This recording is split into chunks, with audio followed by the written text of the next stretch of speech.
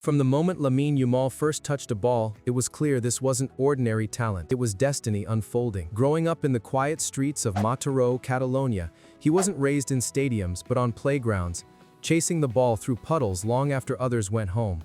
Coaches saw something different: the balance, the confidence, the way he could improvise like a veteran in a child's body. At 7, he joined La Masia, the factory of legends that produced Messi, Xavi, and Iniesta, and even among prodigies he stood apart. He didn't rely on stepovers or tricks, he understood space, how to find it, create it, and destroy it. Football wasn't a game to him, it was a language he spoke fluently. By 14, he was training with players 5 years older. By 15, he was breaking youth records that had stood for decades. Then came the night that changed everything. April 2023, Barcelona versus Real Betis. Camp Nou roaring as a 15-year-old replaced Gavi to become the youngest debutant in club history. Calm, composed, every touch perfect. It felt like watching the future in real time.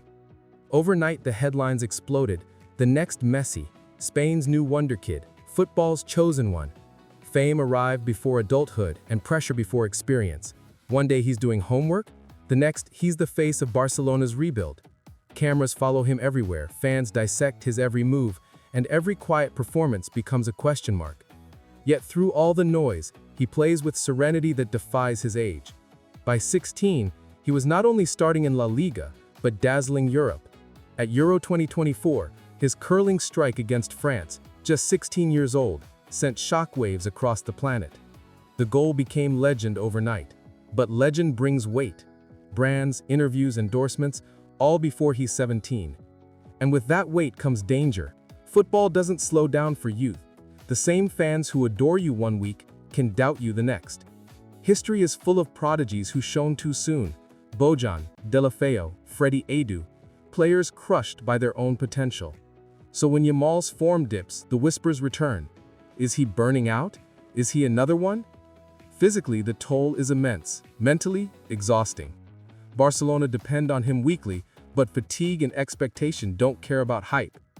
Even Messi had years to grow in the shadows. Lamine never had that luxury. Every match is televised, every mistake immortalized within minutes. Yet inside the locker room, teammates call him ice cold. Humble, respectful, unshaken. He celebrates quietly, trains obsessively, listens more than he talks. He's built a maturity few adults have, but pressure always lurks. When results dip, headlines flare. Is Barca protecting their prodigy? One missed chance becomes a crisis. Still, Yamal endures. He learns, adapts, evolves. He studies the game like a chess master, memorizing patterns, reading defenders, anticipating pressure. He's not chasing stardom, he's chasing mastery, and that difference could define his legacy. By the 2024-25 season, he's more than a wonder kid, he's a match winner. Goals in Europe, assists in El Clasico, courage in decisive moments. Each game adds a layer to his evolution, from promise to pillar. Pressure creates diamonds, but it also shatters glass, and Yamal balances on that line with frightening calm. He knows the spotlight can't be escaped, only managed. For a generation raised online, he's the first to truly live football in 4K, every emotion amplified. Yet when asked about pressure, his answer is disarming in its simplicity. It's just football. I've been playing all my life. That purity, that love for the game itself, may be his greatest weapon. Because talent fades, speed slows, but passion endures. Maybe being too good too soon isn't a curse after all. Maybe it's a test to see who can transform brilliance into balance, hype into heritage. At 17, Yamal has already achieved what others dream of, yet his story is only beginning.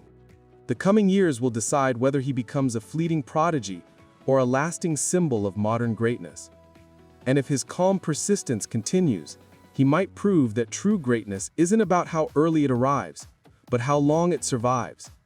So the next time you watch him glide past defenders with that effortless confidence, remember he's not playing to prove the hype right, he's playing to keep the joy alive. Because in the end, football doesn't belong to those who rise fastest, it belongs to those who endure. Lamine isn't just the player who was too good too soon, he might be the one who lasts long enough to redefine what greatness truly means.